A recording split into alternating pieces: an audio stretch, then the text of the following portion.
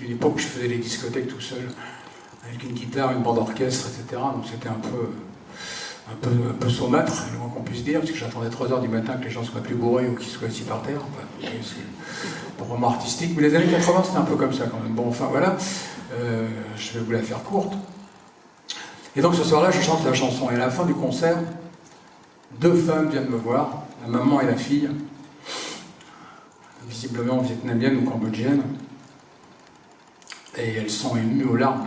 Surtout la maman était émue aux larmes. Et elle me dit, vous avez chanté telle chanson? Ben, je lui dis oui. Mais vous vous rendez pas compte de ce que ça représente pour nous?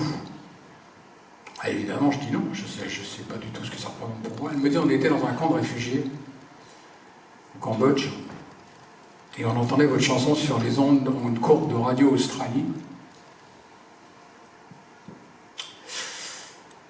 Et quand on entendait cette chanson, c'était devenu le signe de ralliement des gens qui voulaient partir sur un boat people.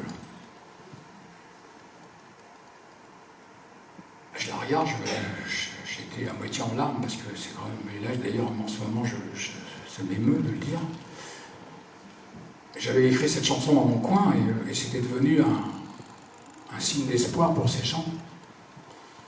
Et donc, forcément, quand je l'ai chanté ce soir-là, ça a bouleversé la dame, et je comprends bien pourquoi. Donc, c'est pour vous dire que une autre fois, j'ai rencontré une dame aussi qui m'a... Enfin, non, je n'ai pas rencontré, elle m'a envoyé une lettre. Une maman m'a envoyé une lettre. Elle venait de perdre son fils dans un accident de voiture, et elle m'a dit qu'elle communiquait difficilement avec son fils, et que dans la boîte à gants de la voiture, elle avait trouvé une cassette de moi, et qu'en écoutant mes chansons, elle s'était rendue compte elle avait réalisé un peu plus qui était son fils. C'est extrêmement émouvant, je veux dire, on ne se rend pas compte, on écrit des trucs dans son coin comme ça, et voilà, je vous en parle et ça me...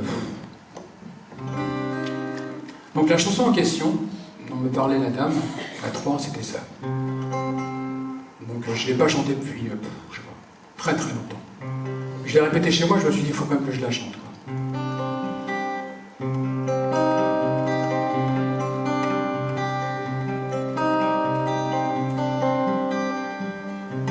Elle se jetait dans la danse, parce qu'on lui parlait plus. Rien qu'une indifférence absolue. Elle se jetait dans la danse, pour plus voir le papier à Florence du couloir. Elle se jetait dans la danse pour oublier le regard des copains qui avancent sans y voir. Elle se jetait dans la danse pour changer de couleur d'espérance.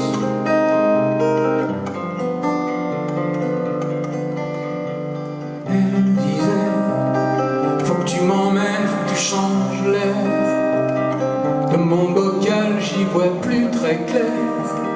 Ça me fait couler les yeux, la poussière. Elle disait, faut que tu leur dises que je vais m'en aller. Un jour ou l'autre, je ne vais plus rentrer. Je vais tout quitter pour suivre un cinglé comme toi. Elle se jetait contre moi, comme si j'étais le bon Dieu, comme si je pouvais comme ça peindre en bleu les nuages de sa vie, les trous noirs. Elle disait que la musique, c'est l'espoir. Elle disait, faut que tu m'emmènes, je voudrais voir la mer, peindre pour de vrai ailleurs qu'à l'envers, des photos truquées pour Globetrotter. Elle disait, je vais mal finir un jour de déprime, je vais tirer toute toutes mes forces sur le fil pour voir de près le plongeon dans l'abîme.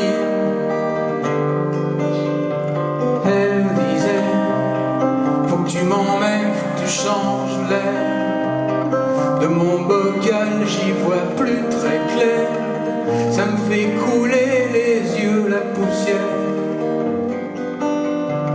Elle disait, faut que tu leur dises que je vais m'envoler, un jour ou l'autre je ne vais plus rentrer, je vais tout quitter pour suivre un cinglé comme toi.